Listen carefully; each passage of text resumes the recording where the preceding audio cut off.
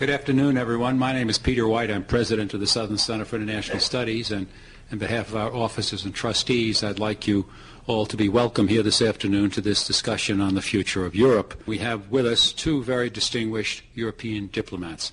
These are two of the best and the brightest. From the Federal Republic of Germany, Dr. Klaus Scharioth. Dr. Scharioth is a veteran diplomat of some 30 years' experience. He has held positions inside his government at the highest levels. At one point was actually the chief of cabinet of the Secretary General of NATO. He's come from the foreign ministry where he was chief of cabinet. Jean-David Levitte is a veteran of some 35 years of service. He's been assigned on two separate occasions to the office of the President of France. He served both President Valéry Giscard d'Estaing as well as President Chirac, and he came to Washington after representing France at the United Nations. It's fortuitous that this year the European Union is celebrating its 50th anniversary. And I think perhaps one of the things we need to do is to get a little clarification as to just what the European Union is. How did it start? If you could tell us a little bit about its history and what it does. Thank you, Peter. Let me first say the European Union is a huge success story. And it's a radically new approach to international politics. It was devised after the Second World War, after 300 years of much successes, much development in Europe, but also of eternal wars. And it was people like Robert Schuman, like Jean Monnet, like Konrad Adenauer, like de Gasperi or Paul-Henri Spaak, who had the vision, we have to do something totally different. And they invented the approach of integration to international politics. Not balance of power anymore, but integration. You sit around the table and you solve the problems among yourselves, and you give up more and more sovereignty. And they started with the strategic materials of the time, coal and steel, and then they enlarged it to an economic community. But the key thing is that they never restrained it just to economics alone. It was a political project from the very first moment. And I think this is behind the success story. And this is the reason why later on the European Union could become the agent of social change, of peaceful development in Europe. It was not preordained that all of Europe now are democracies, that we all live in freedom and liberty and have rule of law and tolerance. We have now 27 democracies in Europe. And I think with the help also of the United States, this is a huge success story. With the help of the United States, because in the United States you had people like, for instance, Harry Truman, like George Marshall, like George Kennan, like John McCloy, who really helped this project and helped us to integrate. So I think it's a huge success story. The very idea of the European Union is to make war impossible between the European peoples. You have to know that we are now, with this 50 years of existence of the European Union, in the longest period of peace in Europe since the days of the Roman Empire 2,000 years ago. Because our brilliant and long history for the European Union, for the European people, is made of wars much more than of period of peace. France, the Kingdom of France, then the Empire of France, then the Republic of France, invaded time and again all its neighbors. We were invaded time and again. And we had our share too. And it took the courage and vision of really true great leaders to say enough is enough. Let's make war impossible between especially the Germans and the French.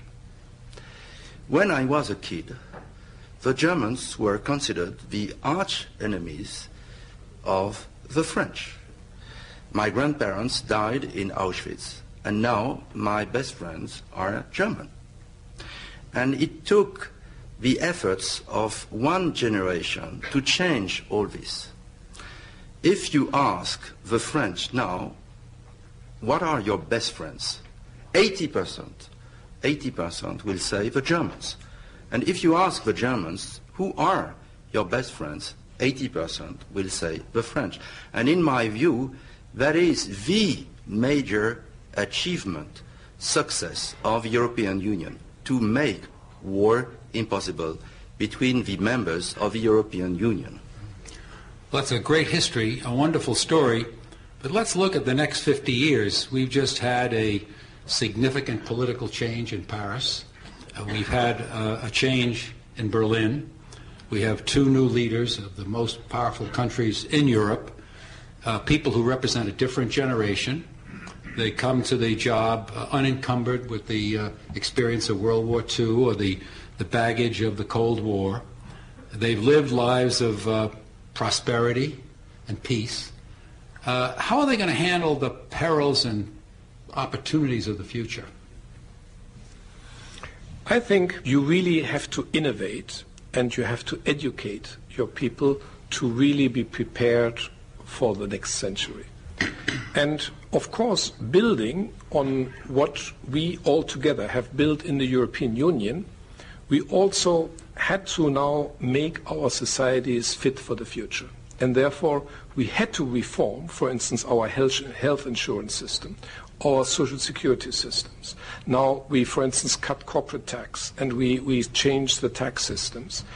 And, of course, it's not only a thing which can be done by government, it's also a thing which has to be done by the big, by the small, by the medium-sized businesses, who also have to open up to the future, have to become better, have to innovate. And I think this is what is happening, and I'm very happy to see that this reform is now really catching on. Mr. Sarkozy has just won an election with a huge plurality. He's going to be the popular man of the hour now, at least initially. He's pledged to reform. I think his word was he's going to rupture with the past. How's that going to translate? First, you have to know he is a true European. He claimed, in terms of foreign policy, first to be a really true European. He wants to develop the European Union, but at the same time, he is a true friend of the United States, and he doesn't see any contradiction between the two. On the contrary, for him, as for, I think, Chancellor Angela Merkel, the two go together. Now, the French are very much in favor of the European Union, but at the same time, they are a bit preoccupied by the globalization process. They consider it is going too fast, too far, it's a bit of threat. And they would like to see the European Union as a kind of protection against the threats or the dangers of the globalization. And we know that unity is our strength. In a world with the emerging giants of China, India, we have to be together. But at the same time, and that's the message of President Nicolas Sarkozy now, yes, we have to be together, but first thing first, we have to inject in French economy, in French society, a number of reforms to make sure, as Klaus said, that we will remain competitive in the global economy. We have pretty good infrastructures, we have great companies, but maybe not enough reforms in the economy, in the social sectors. He has proposed them, and of course, it is our homework, in a way. They have to be adopted by our new parliament, and that's our national duty. And at the same time, we have to work together with the German presidency, with our partners of the European Union, to make sure that France will be happy in the European Union, and the European Union a success story in the globalized world where we are. Of course, this is the first step, reform. But the second step is that we have to enhance Europe's capability to act. That's absolutely essential. And therefore, we will try all together, of course we as presidency, but I mean with our friends in the other 26 countries, we will try to really put in motion a process to get that underway, what we call the Constitutional Treaty. It might have a different name, it might look not exactly the same, but what we need to do is enhance Europe's capability to act, that's number one, and then, of course, also get together with the United States, with our most important partner, to really work together and see how we together can move forward. Well, that leads me naturally, I think, to my next question. What is the relationship between the United States and the European Union? Specifically, what about your own countries? What is the connection? What is the trade? What's the financial exchange that takes place between the two? Is this a really viable connection? It's huge. If you just take, for instance, Germany and the United States, the trade, you have every year $150 billion worth of trade, just between Germany and the United States, $150 billion. The EU as total is $600 billion. But that's not the main thing. The main thing is investment. You see, that's today even more important than trade. And if you look at the investment relationship, you will find that 70% of all foreign direct investment in the United States comes from the European Union. And 60% of all US assets abroad are in Europe. So this already tells you the story. We are much closer linked than people think because, for instance, everybody talks about China, important, yes. And everybody talks about Asia, important, yes. But the key economic relationship is Europe-America. And just to give you one last figure, just German companies created in the United States 800,000 jobs. Just German companies. If you take all EU companies, it's about 4 million. And it's the other way, the same story there. You have about 650,000 jobs created in Germany by US companies. So this is a very close relationship. I would say the closest, and therefore it is so essential. Yeah, I can't agree more. Well, the French companies created nearly 600,000 jobs in the US, the same figure for the US companies in France. But even more important, Peter, the US represents roughly 30% of the world GDP. The EU represents a little more than 30% of the world GDP. So together, we represent more than 60% of the world GDP. And to build on what Klaus said, let me take an example. We are very proud, Germany, France, to build the Airbus, especially the big Airbus, the 380. But 50% of the components of each big Airbus are built in the US. And they are transferred back to Toulouse to be assembled. So it's really a transatlantic economy. And of course, Boeing is very proud of the Dreamliner. Well, a number of German and French companies are part of this. In Atlanta, we don't speak of Boeing.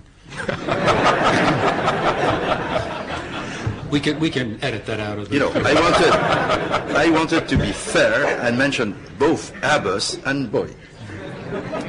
Well, to show you how fair we are at the Southern Center, I'd just like to report to you, we had the President of Ireland here the other day at a Rotary Club meeting, and she announced that the number of Americans employed by Irish companies is now equal to the number of Irishmen employed by American companies in Ireland. So the EU has certainly made an impression in the United States at all levels. What about the future relationship in terms of security with the United States and Europe? We're major partners in NATO. How is that relationship working itself out on the world stage? Where have the Europeans shown themselves in support of American military involvement overseas?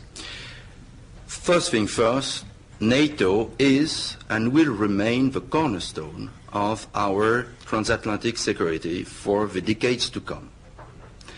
That's how you see it in America, that's how we see it in Europe. Second, after the collapse of the Soviet Empire, the question was, is there a future for NATO? And the answer from all our leaders was, yes, let's adapt NATO to the challenges and threats of the 21st century. NATO has been very successful first in the Balkans region to put an end to the war in Bosnia, and today to put an end to the war in Kosovo, and it will be replaced, as it was in Bosnia, by the European Union. But then there was 9/11 and the war in Afghanistan, and now this war is basically a NATO operation. For the first time since the foundation of NATO in 1949, NATO is involved outside Europe, and it is a big challenge. We know it's difficult, but we are together, and that's the key for a success story at the end of the day. I've recently seen that the German Army is sending an airborne unit to Afghanistan. What is it going to be like in Germany if they have to sustain casualties over a protracted period? Because this is an elite unit, a combat force, if you will, and they're going to be in harm's way. Unfortunately, we had already several deaths in Afghanistan, and of course wars are never popular, especially with the history all our countries have, so we have had enough of war. But Afghanistan, the intervention was absolutely necessary. We thought, because of the vacuum which we had there, that something had to be done against the Taliban, so Germany was also fully supportive of that. And actually, I think the operation in Afghanistan could serve almost as a model for how one could do things. We did intervene militarily, but then we had immediately afterwards what became known as the Petersberg Conference. Petersberg, small mountain close to Bonn, where we invited all the internal players of Afghanistan, but also all the neighbors and all the major players. And we had a conference for about 4 weeks until they agreed on Karzai to be the future leader, until they agreed on the basic rules, and until we got the agreement from the neighbors not to exploit the situation in Afghanistan to their advantage. Very, very important. And actually we had 2 more conferences, another one in Petersburg a year later and another one in Berlin a year later. And then we moved troops there, a peacekeeping force, to Afghanistan, all of us did. And actually Germany was from January 2003 until the summer of 2006 the largest contributor with almost 3,000 troops. We have currently about 3,500 troops there. But the thing was, you can't just send troops. You have also to reconstruct the country. You have to develop the country. You have to educate the people. You have to help the education of bureaucrats. You have to make good governance work. So I think what we are learning in Afghanistan every day is you need military, but you also need people who develop the country. You need to find alternative livelihoods for those who are in the drug trade. So all of this is necessary. We will need this mix. And as it's not really popular, this intervention in Afghanistan, but I think the German public is prepared to take also those deaths which we have. But of course, it's never a thing which will be exceedingly popular, but it will be done. And Peter, if I may add one thing, because you have German troops under the German flag, you have the French troops under the French flag. But we developed, as part of the European Union project, the integration, growing integration of our troops. We had the French-German or German-French brigade. It was a nucleus. Then we had the Eurocorps with the nucleus plus Spain and few others. And then we discovered that there was a need not only for NATO troops, but for European troops, because there are so many crises all over the world that we need the addition of NATO operations and European operations. Just to give you an example of how it works. Bosnia, as I said, was a NATO operation for a few years. Then the situation calmed down and NATO was replaced by a European Union police operation. Hopefully, soon in the coming months, the same story may be occurring in Kosovo. But on top of that, we had in the DRC, the Democratic Republic of the Congo, an important operation led by Germany with big French participation to make sure that during a sensitive period of an election, the UN force would be reinforced by the EU. And all in all, we have now 15 EU operations, rather small but growing in size, deployed all over the world. But one thing which we have been very careful about from the very beginning is that this EU forces, that they are fully interoperable with the NATO forces. Because we have only one set of forces. So, for instance, Germany, but for the other countries it's also true, we use the same forces as EU forces at this situation, and maybe at NATO forces as another operation. So it is very important to keep that in mind, that these things are mutually supportive. You know, it's like a Lego system. You don't put something in here and they're interoperable. That is very important. The other thing, what is new about the European force is that for the first time we tried to develop a force which is not only military but also comprises civil elements. You know, it's a mixed mission. It's a mixed mission. You have military guys, you have police, you have judiciary guys, you have lawyers, you have judges, you have bureaucrats and all of that. So we try to provide the full spectrum, you know, of all kinds of answers to a situation. And that is the particular new idea about what we call European security and defense policy. But those two things, I think, are important.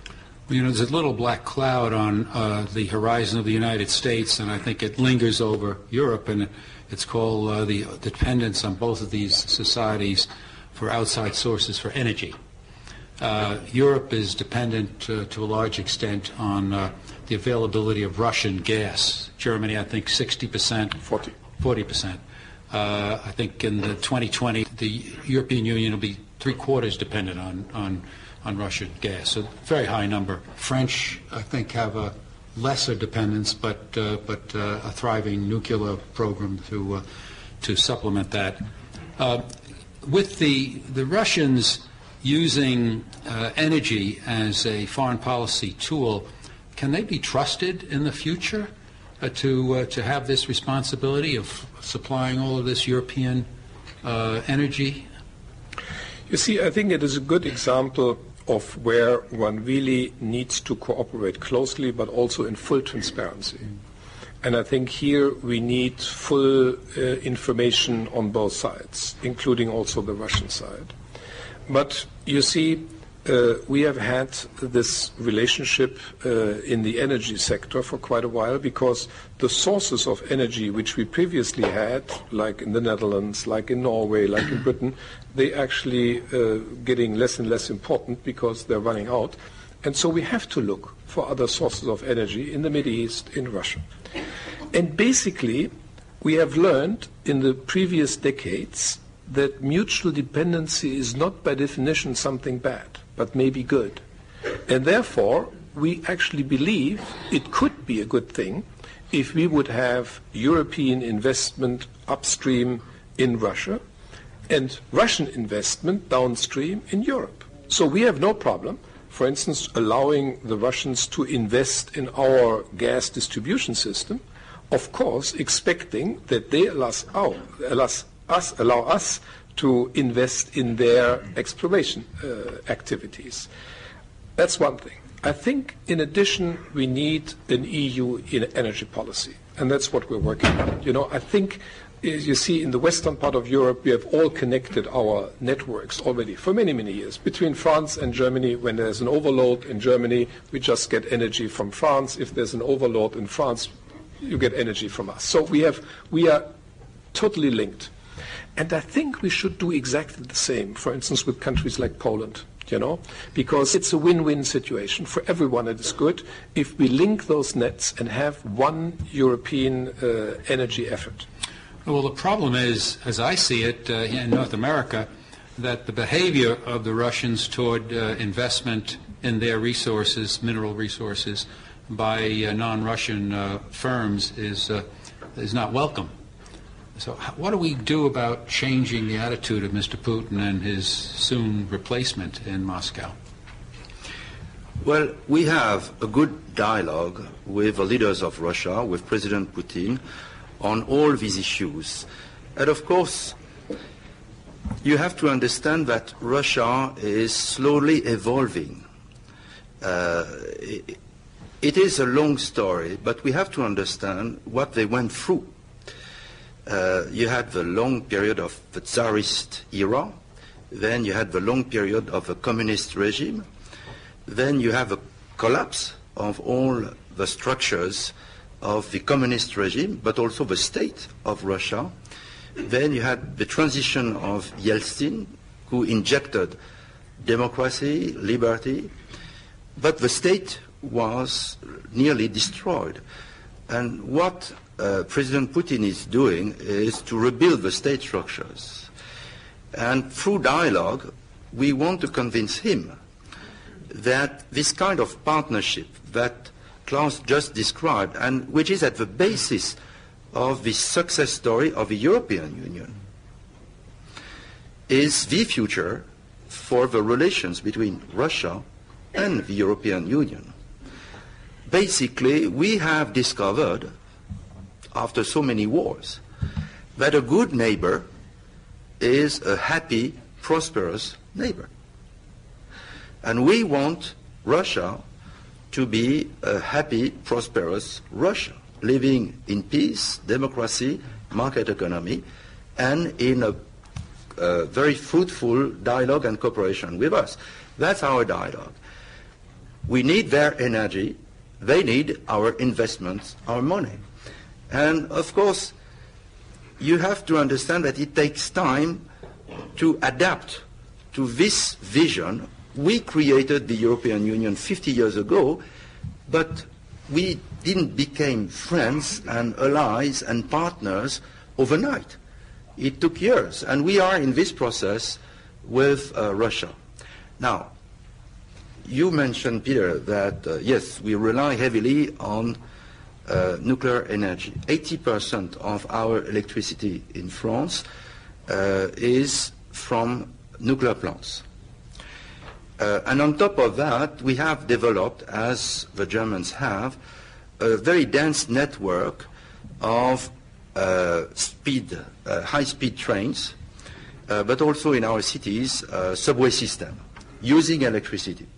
So, in a way, we are less dependent from oil and gas than we were before the oil shock. That is the lesson we learned from the first oil shock. But as Klaus said, now we have to think as the European as a whole and its energy policy. And we have a debate about the role of the nuclear energy, how to fight global warming, how to use the solar energy, wind energy, all the possible resources to be successful in building the energy of the 21st century, fighting global warming at the same time. You know, this is interesting because, as I understand it, Germany is in the process of demobilizing its nuclear energy program. We actually have decided some years ago to name for each nuclear plant a given number of years when they go out of service. But you see, there is, of course, a debate in the country. This is the agreement for the time being. I can't predict how this debate will end. Of course, there is the question of safe storage. That is a huge question which has to be solved. I think this will be a debate in the future, what to do with that. For the time being, I can say there is not only consensus in Germany, but I would say in large parts of Europe, that we have to concentrate on renewables and alternative sources of energy. And actually, at the last European Council, the 27 of the EU, they decided to increase the percentage of alternative and renewable resources of energy, which is currently at 6.5%, mostly water, some wind, a little bit of solar, but mostly water, to a tremendous 20% by 2020, which is huge. It's a tripling. And of course, it will be necessary to develop totally new technologies, but I think we can do that. And actually, I think this is very, very important, not only from the energy point of view, energy security point of view, but also from a climate change point of view. You know, it's interesting. I noted the other day that the center for production of solar facilities in the world is fill in the blank. Germany. A little town called Frankfurt, not the Frankfurt we know and love, but the other one in the east. And there's a large factory already in being and 2 more being built. So it's an ironic thing that the sunshine policy of Germany will soon radiate in perhaps Arizona and other southern states in the United States. It is not so surprising because, you see, if you look at the comparative advantage, for instance, of a country like Saudi Arabia to Germany in oil, it's about 1,000,000 to 1, you know, or in gas between Russia and Germany, it's about 100 or 1,000 to 1. In solar energy, the difference is very small, and actually you can, by inventing new technologies, you can, as a resource-poor country like Germany, we don't have many resources. We had coal, expensive, and not very clean at this point, though we try to work at that. But you see, this is the key question. We have, on the alternative sources of energy, the European countries have less of a disadvantage, of a comparative disadvantage, than with gas or with oil, and that's one reason why we invest so heavily in it. And by the way, we would like to do that together with the United States. You know, speaking of the United States, it comes to my mind that over the last several years, the United States has had a unilateral foreign policy. We've not been much of a team player. Do you think that the attitude in Washington is perhaps changing a little bit to be more compatible to what you're talking about, Mr. Ambassador, and that perhaps we'll become more of a team player with Europe in the future? Well, as you know, we had a big difference about the necessity of a war in Iraq. I think that's past, and everybody learns from bitter experience. What I see today is an excellent cooperation between European countries and the United States on the fight against terrorism. You, us, share all the intelligence we may gather, because we know that if we want to win this fight, we have to do it together. If we don't share intelligence, that is a recipe for a disaster. If we share intelligence, if we share all our capacities and assets to fight terrorism, then we have a good chance to win. As we said, we are together right from the beginning in Afghanistan. We are together in the Balkans. We are together negotiating with Iran about the nuclear program of Iran. We are working together through the Quartet on the Middle East peace process, on Lebanon. We are together trying to find a way to solve the tragedy of Darfur and other African issues. So maybe there was, at some moment, the temptation in Washington to do everything alone. But it didn't last long, and now I think it's fair to say that we work well on the key issues of today. I think cooperation between the United States and Europe, or non-cooperation, is exactly the difference between success and failure. I think you can look at all the issues. You know, wherever we work together, you will see successes around the corner. Where we don't work together, and it's true for both of us. If the Europeans do something alone, it's exactly the same story. So it's not just you, it's both of us. If one of us works alone, I think it's very difficult to succeed, because let's face that. The United States is only 5% of the world population. The European Union is 8% of the world population. We are the only ones who share the values of the Enlightenment, that is tolerance, that is rule of law, that is democracy, liberty. If we don't work together, nobody else will defend those values. The other problem that we have, I think, that exists, I'm not sure exactly the reason, it's probably related to Iraq, is the attitude of the French and the German population toward the United States. The Pew Research firm did a survey not long ago and found that 3/4 of the population of both countries had a negative view of the United States. May I correct that slightly? Please. Peter, because I was fascinated by that study, which is absolutely in line with other studies, and we at the embassy just did a study about 2 weeks ago, because I think it is very important. It is right that if you look at the popularity of when you ask the question, what do you think about U.S. policy? Then you have a tremendous, it goes down, and you are absolutely right. Popularity of U.S. policies in Europe is as a relative, really at a low, and also among young people, which concerns me a lot. But if you ask the questions, what do you think about Americans? Do you like Americans or don't you? You had in 2001, 64% who said we have a favorable image of Americans, or a very favorable image, and today it's 62%. So that's statistically irrelevant. So you have a dichotomy. You have less popularity of U.S. policies, but you have the same popularity of the people. And that, I think, is what we need to build on. Yeah, I totally agree. I was on the beaches of Normandy with President Bush, with President Chirac, with Chancellor Schroeder, for the 60th anniversary of the D-Day landing. And you didn't have one demonstration about the US, about the American people. On the contrary, you had only the expression of deep gratitude for the sacrifices of so many American heroes who lost their lives to help us in Europe get back our democratic and liberty and all the values that we cherish, that we share. And I think the Europeans, the French, can make a big difference between a policy that we don't like, the war in Iraq, and our love for the American people and the values that we share. And how deeply emotional it is, I can only give you the example of the day after 9/11.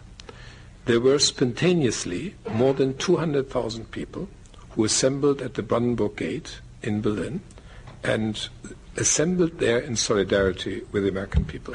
And you will sense that all over the place. So don't make a mistake. Don't just take one part of the Pew study. It's only one part of it. So it's safe to go to Europe? Yes. We invite you. And Peter, in France, the main daily, Le Monde, on the day after 9/11, had one huge title, "We are all Americans." That was the mood at the time. Right. Same in Germany. Well, I think the mood may change if your president's advanced feelings are correct, because I understand the president-elect has got a great affection for the United States. He reads Hemingway and all of that sort of thing. So it would seem that we're going to have, at least officially, a very good friend in Paris. That is certain, and it is good news, but make no mistake, you can love the U.S. and from time to time have different views with the U.S. Simply, what we have learned through the bitter experience of our difference on the necessity of a war in Iraq is that if we can make the bitterness out of our debate, if we can simply agree to disagree without being disagreeable, let's do it. And that is certainly the mood of President Nicolas Sarkozy, and that is certainly the mood also of Chancellor Angela Merkel. But we were discussing global warming, for instance. This is an issue on which we don't have exactly the same views for the time being. Well, let's work on it.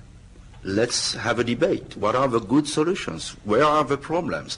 Let's try to organize the convergence of our views, because as Klaus said, we know that faced with such a huge problem, if we don't agree together, if the US and Europe don't lead the way, don't expect the others, China, India, Brazil, others, to make the necessary efforts.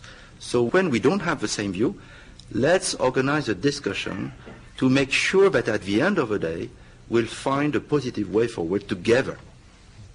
And to make sure it worked, they elected a trial lawyer.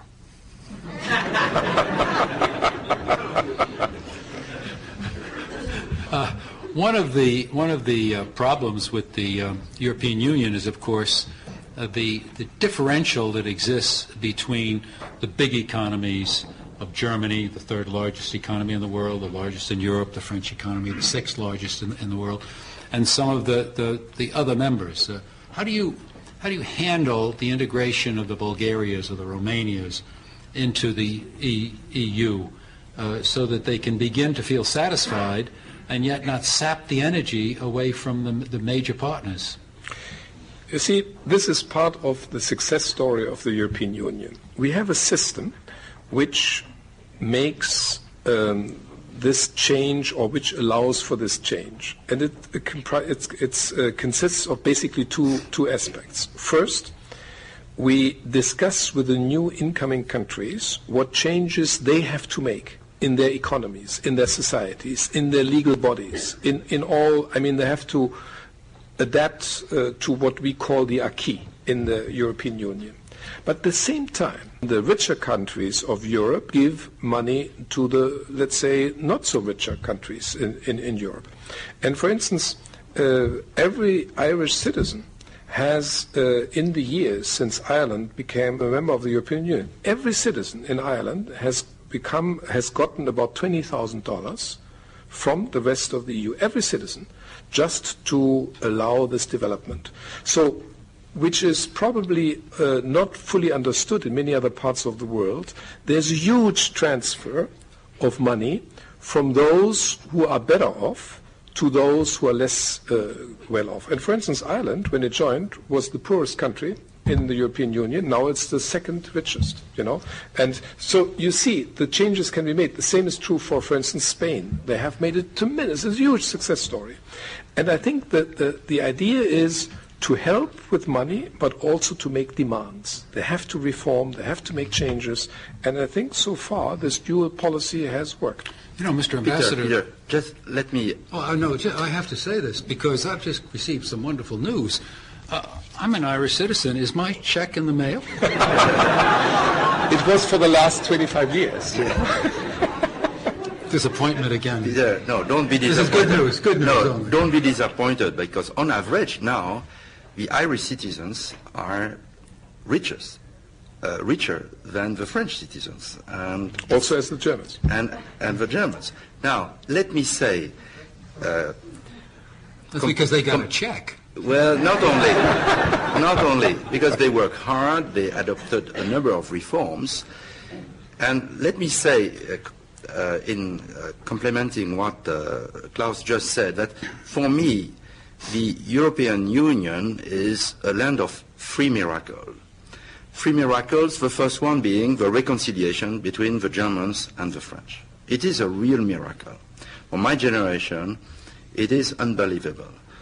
For me, the second miracle is the euro. We made it. It is a miracle because we had to abandon. The franc was our currency for 800 years.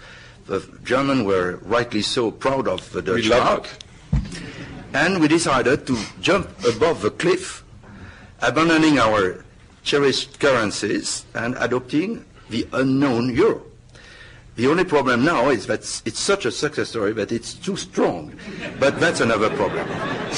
The third miracle is that we started as 6 countries, then we expanded to 9, 12, 15, and then in one big jump, we added 10 newcomers, most of them coming from the other side of the former Iron Curtain, Berlin Wall.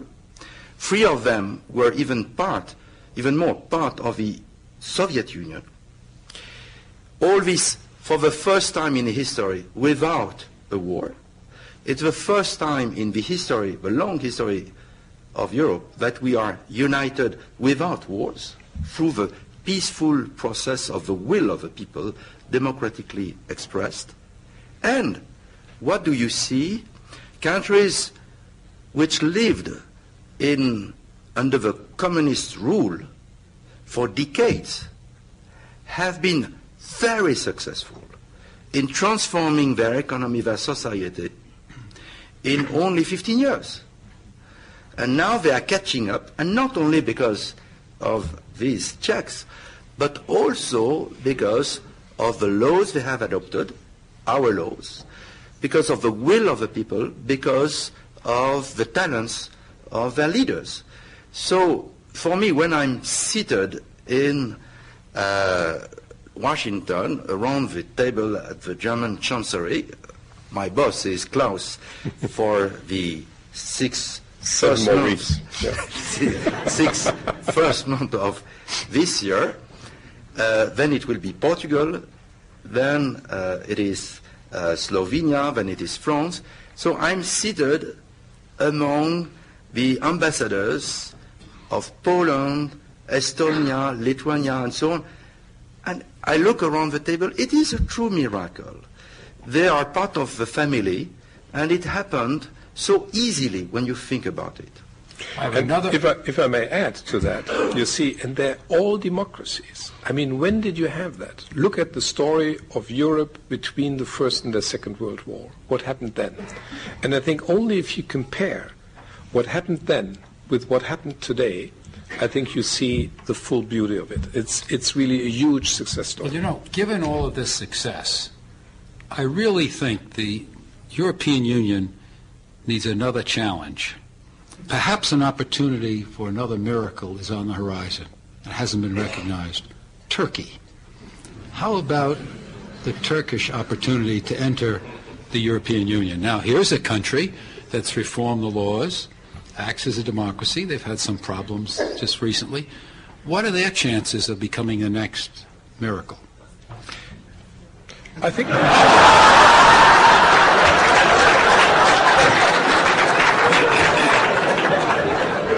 I think the word is touché. I think the policy on that is very simple. You see, we are a European Union of values. We are not a United States of Europe. We don't have just one language. We have 23 different languages, and we have 27 different cultures. And this will remain like that. But we have one set of values, and these are the values of the Enlightenment, as I said before: tolerance, rule of law, democracy, freedom, liberty, protection of minorities, free media, all of that. And we have put together a list of all these values, it was done in Copenhagen, therefore it's called the Copenhagen criteria, and these have to be met by every applicant state, also by Turkey. And not only in the laws, not only in the constitution, but also in practice. So we decided altogether in 2005 to open negotiations with Turkey. These negotiations are underway. They are now partly suspended because there are some problems, but they are not cut off, and we will have to see if Turkey is in a position to make those choices, to really fulfill the criteria, but also to give up sovereignty. I mean, we talked about that earlier, Jean-David. The key thing in Europe is, if you want to be a member, you have to give up sovereignty, and a lot of sovereignty, and because otherwise it doesn't work. And just to add to Klaus' comments, one word. We are today in a strange situation. The French President proposed a constitution to the European people. A former French President, Valéry Giscard d'Estaing, was the President of the European Convention, which produced a beautiful document. And the French voted on the constitution that we proposed, and we voted no.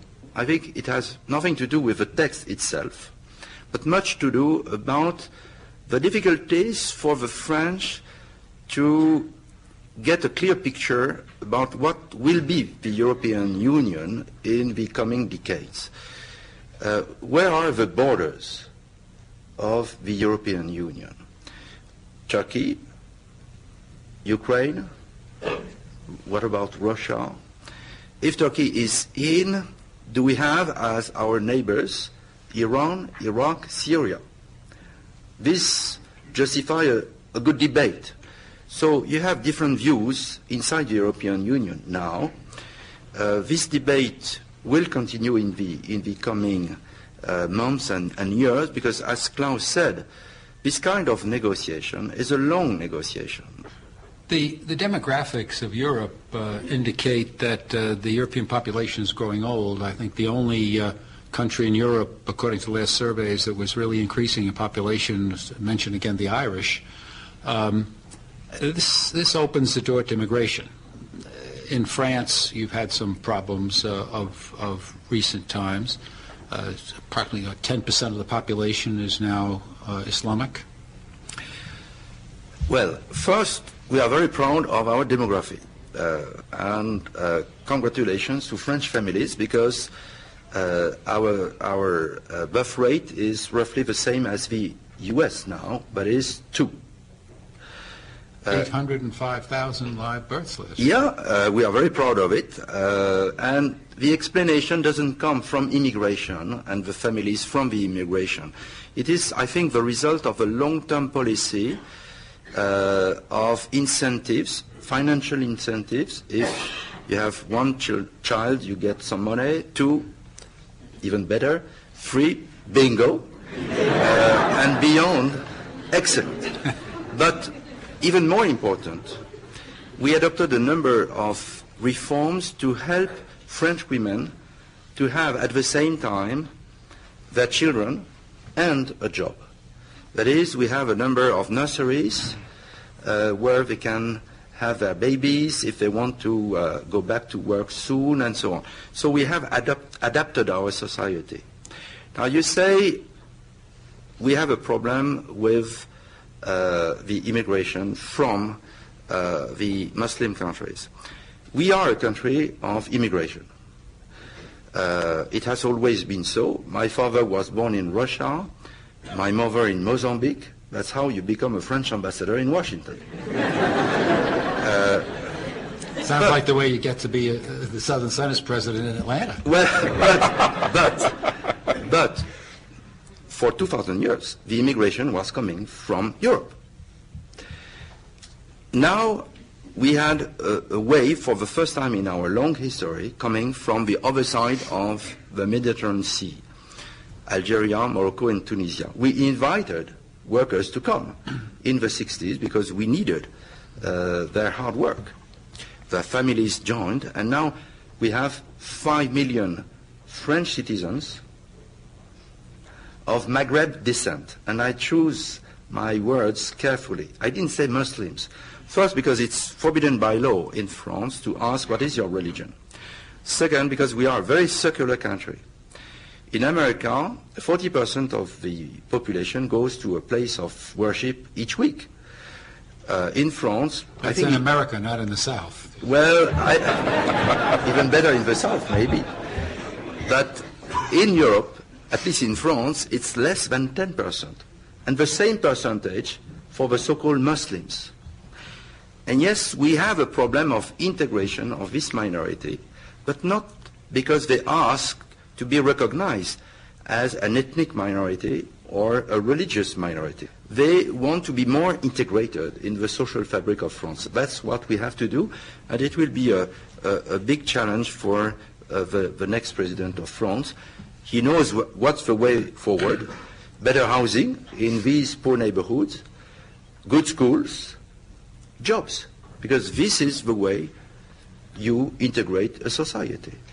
And last comment on that, you have to know that in a city like Marseille, the second largest city, which is also the second largest Algerian city in a way, after Algiers, marriage outside the group for the so-called Muslim is 50%.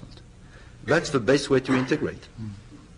You know, interestingly enough, the surveys, again to quote our friend Mr. Pugh, of Europeans indicate that the attitude of Europeans toward Islamic people, Muslims, and Muslims toward Europeans is very favorable by a very, very high percentage point.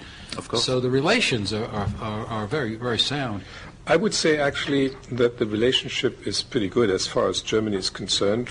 In our country, most of the people who are Muslims do originally come from Turkey, or their fathers or mothers come from Turkey.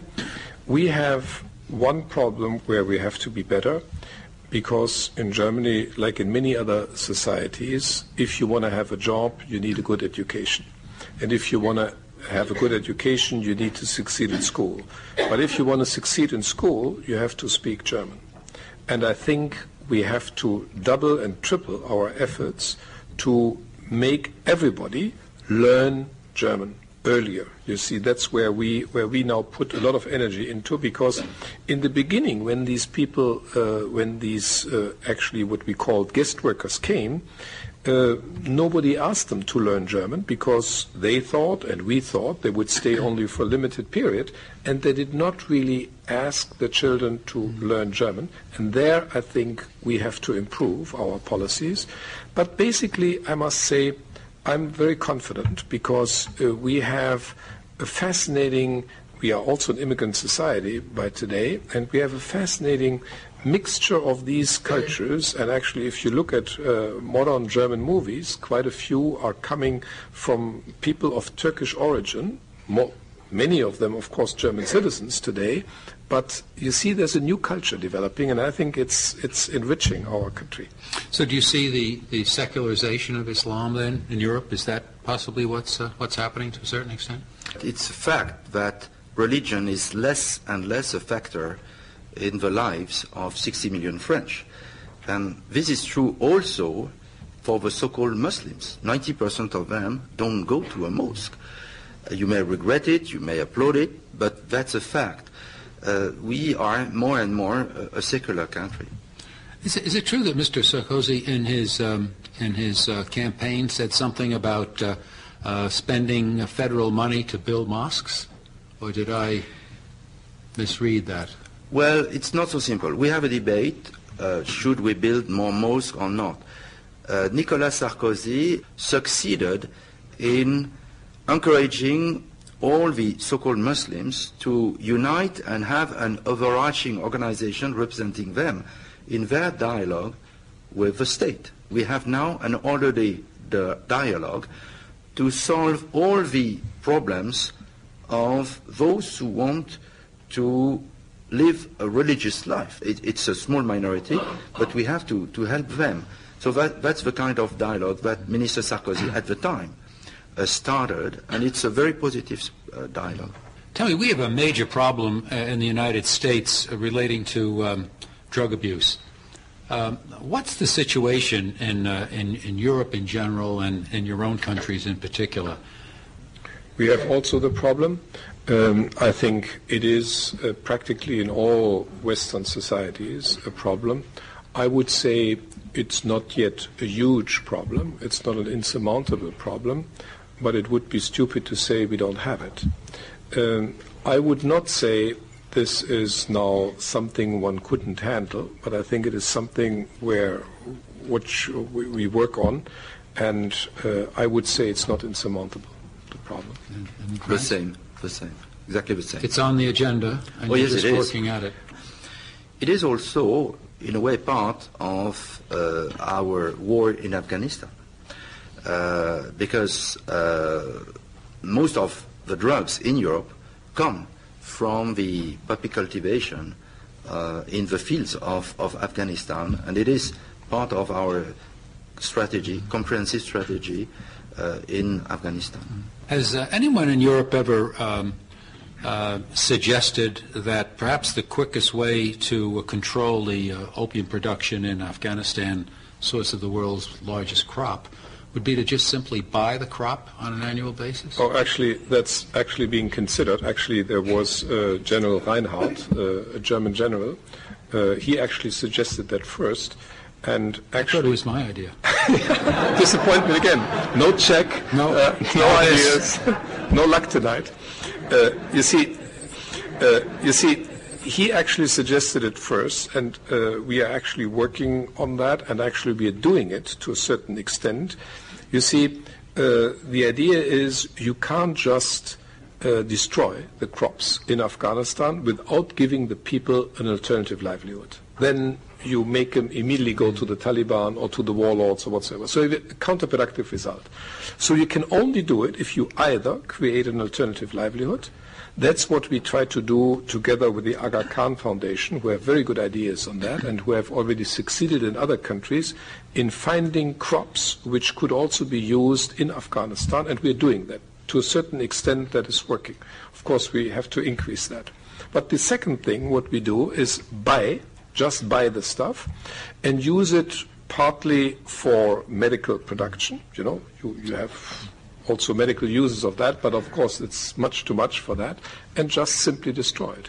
So it is part of the program. It could be done even on a larger scale, but that's exactly one of the questions which we're grappling with, and which we in our circles where we talk about the right policy for Afghanistan, this is one of the key questions. We spoke earlier about this new generation of leadership. You've had the experience now in dealing with Mrs. Merkel since her election. She's one of these. She's a product of another generation. What do you see changing in German government policy toward the world because of her presence? I think she's a remarkable lady. First of all, she has had a different life story from all of us. She lived the first 35 years of her life, she lived in a dictatorship, in a communist system. And therefore, maybe she does appreciate more than others what it means to live in a society which is tolerant, which is democratic, which has personal liberty. She doesn't take all these things for granted. Rule of law, protection of the media, a free media. I mean, she has lived for 35 years in a country where you didn't really have free media. And so I think she's convinced more than others of us how important these things are. And I think she is truly remarkable in the way how she can communicate that insight. And I have the feeling, for instance, when she talks with the president, that she can draw on her experience in a totally different environment, a totally different period of growing up, and can show that you also always have to look at the people. For instance, when you talk about sanctions, she always says, yeah, you see, when we were in the GDR in East Germany, when people were preventing us from getting oranges or bananas, we weren't so excited about it. We wanted that the Honeckers, that the Ulbrichts, that they didn't get something, a visa or whatever.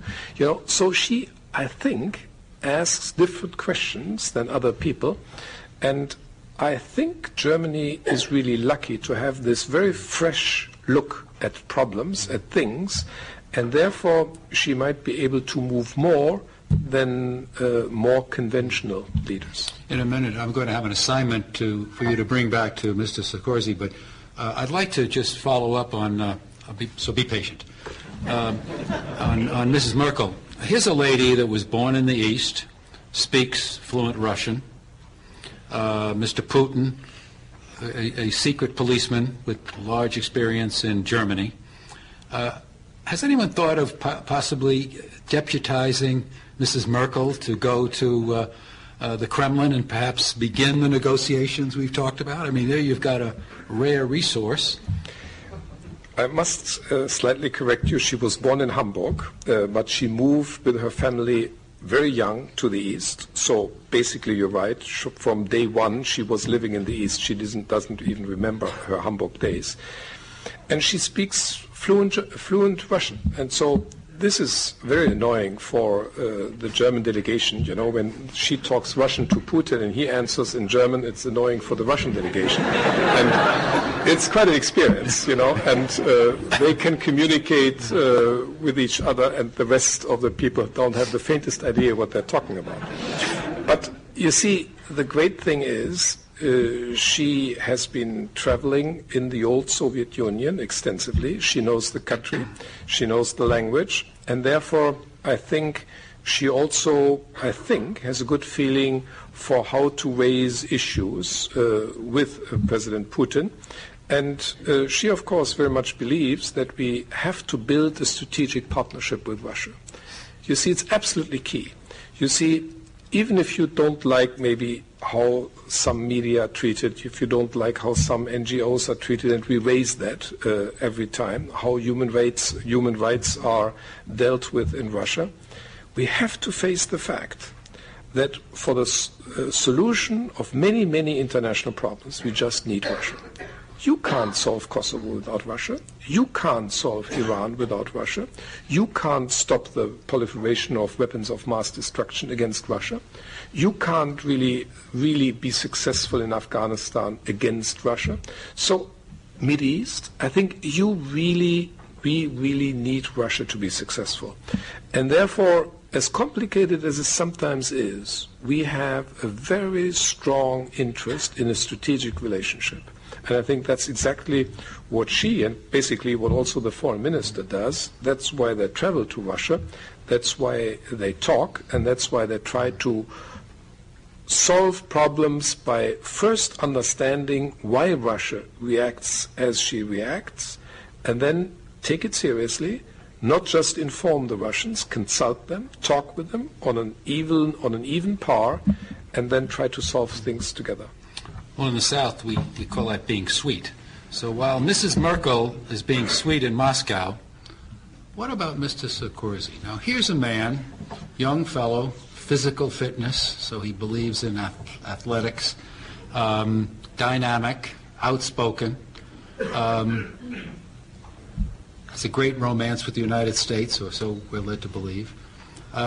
He's our kind of guy.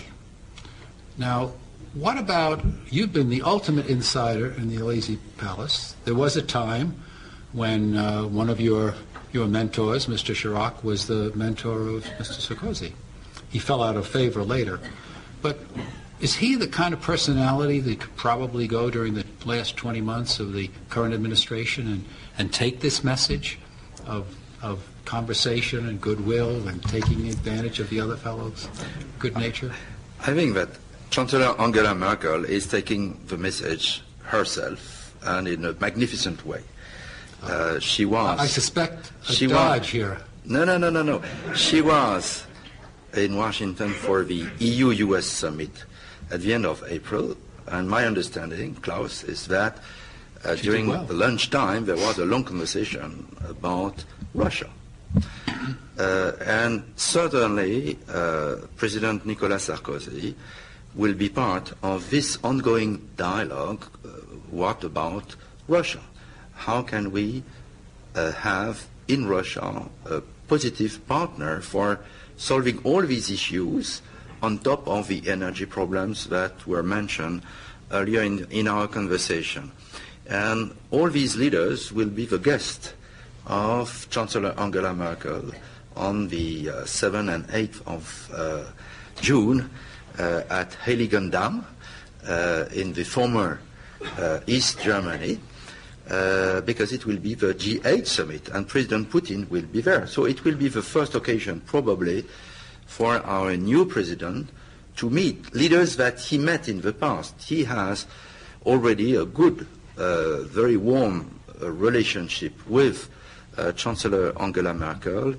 He knows personally Prime Minister Blair and others.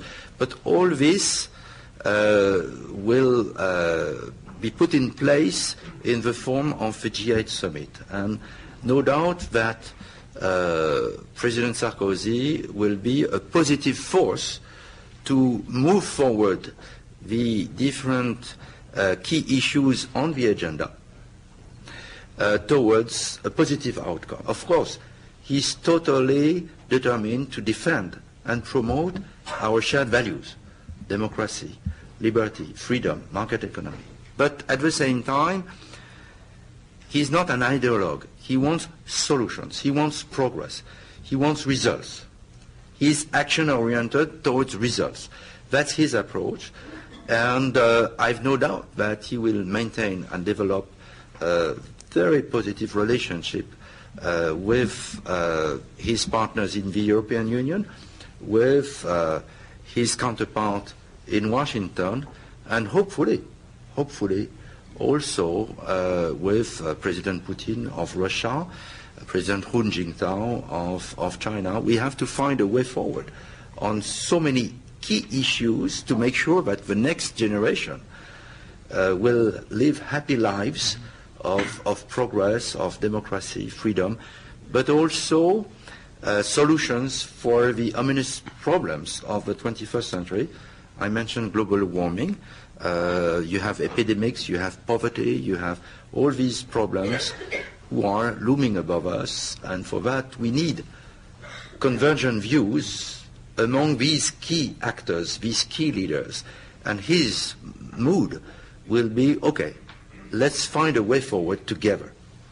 And I think this is, if I may say that, this is exactly what happened at the EU-US summit last week, when I think there was not only on economic topics and on climate change and on energy, but also on political subjects, there was this discussion.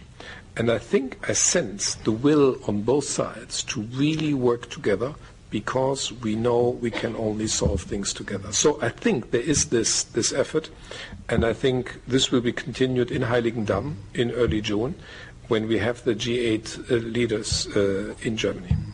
You know, one of the advantages that the President-elect has that Mrs. Merkel doesn't have is that he rides a horse, Western style. So she's never going to be able to go to Texas like he can and do what he does. Now, if we could teach him a little judo, he could go to Moscow, you see, and engage in athletic contests with the Russian president. So overall, you're optimistic, both of you, about what's going on in Europe, about the future. You see the challenges. One big area we haven't discussed, and in the final minutes we might want to touch on it, is what about the relationship of the EU and the United States in this, I think, future harmonious relationship to the emerging potential of China and India. Do you see those countries, especially China, emerging as advertised? Is this going to be the next great economic colossus of the future? I think China is economically very, very important. If you just look at, for instance, the reserves they have, the trade they have, I think this is an economic powerhouse. And I think one of the big questions for the future will be, can we now really make out of China a stakeholder in the international community? Someone with whom we agree on rules to abide by? Because, you see, this is the great, I would say, the great American achievement after 1945. You really created, after 1945, an international web of organizations, the World Bank, the Monetary Fund, the United Nations, NATO, all these American creations, the ICJ, the International Court of Justice, all American inventions, sometimes against original European resistance. American ideas, you created a network of international institutions, and you then, at the time, you allowed others to give their input so that it was felt these are common institutions. And I think one of the great things of the future to do will be to bring China into an international system, to make her a stakeholder, so that we have rules which are accepted not only by Europe, not only by the United States, not only by, let's say, the Latin Americans, but also by China and by India, because it is in our interest, but also in their interest, to have these rules to follow. Well, Mr. Ambassador, you have been responsible for the Asian desk in your ministry. You went to Beijing and Hong Kong in the 70s while the Cultural Revolution was still on. Mao Zedong, Deng Xiaoping was still alive and well. Deng Xiaoping had not arrived as yet. You saw them when, you see them now.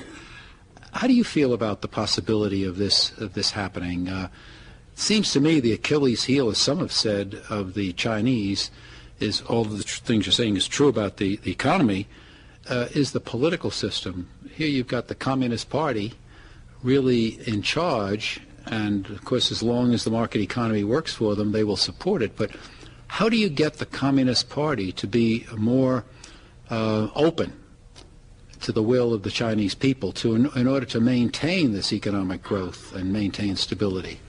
It's true, I speak Chinese. I lived in China during the days of the Cultural Revolution. It was like being posted on the moon. It was a different planet.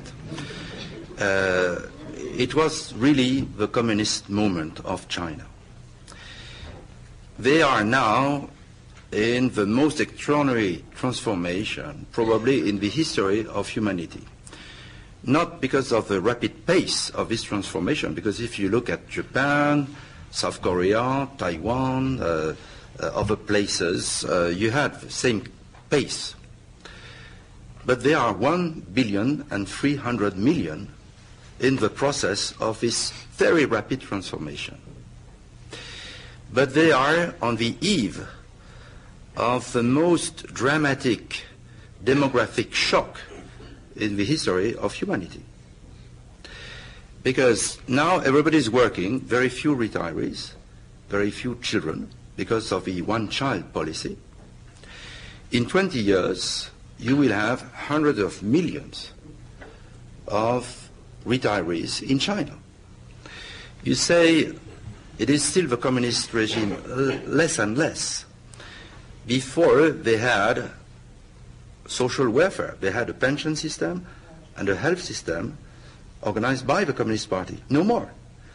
They have to reinvent and pay for that. And the cost will be huge. On top of that, they have to clean their environment, the air you breathe in Beijing, the rivers. I say that because I see their competitive edge at the maximum now, and it will rapidly diminish. And all this, the 4 grandparents, the 2 parents, the 1 child, will be on the shoulders on 1 child. So the key question for China, and also for the world in a way, is can the Chinese get rich before they get old? And it is a key question.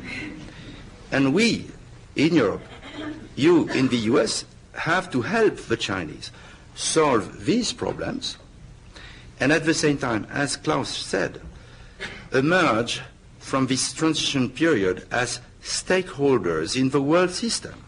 You may say, well, we are the strong power today, so let's fight in the jungle. It's the law of the jungle. We are the 400-pound gorilla in the jungle. Tomorrow, the Chinese may become the 600-pound gorilla in this jungle. So it's better, as Klaus said, to have rules accepted by everybody. And this is a message from the Europeans to our American friends. You created these wonderful institutions, and now you blame them because they are not perfect. Fine. Let's reform them. And you can reform them from the inside. And if you really work hard inside, you will lead. They are your creations.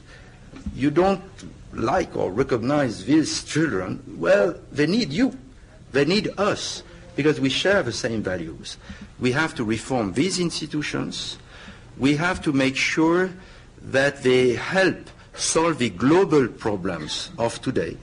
Global warming, poverty, development, global epidemics, trade problems, and we have slowly to invite China and India to play with us according to these rules that are enshrined in the UN Charter or the IMF or the World Bank Charters.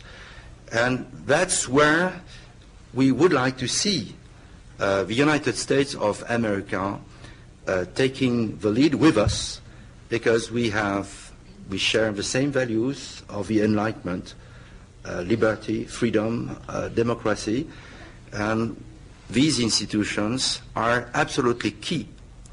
In a globalized world, we need global institutions, we need global rules. I think, Your Excellencies, what you've outlined to us here this evening is a lot of homework that we have to do in order to work together. There's a lot to be done.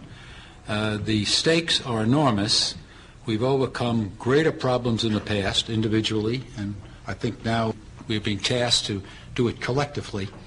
And I'm very much encouraged to be here this evening and to have this conversation with people like yourselves, because you represent a new generation of people born since the war.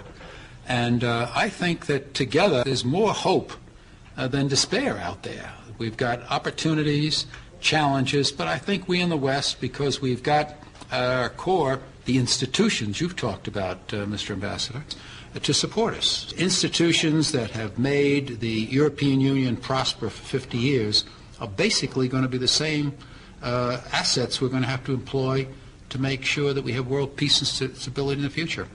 It's been an honor and a privilege to have you here in Atlanta with us this evening, and it's been a very, very great experience for all of us, and I thank you for coming. Good evening. Thank you.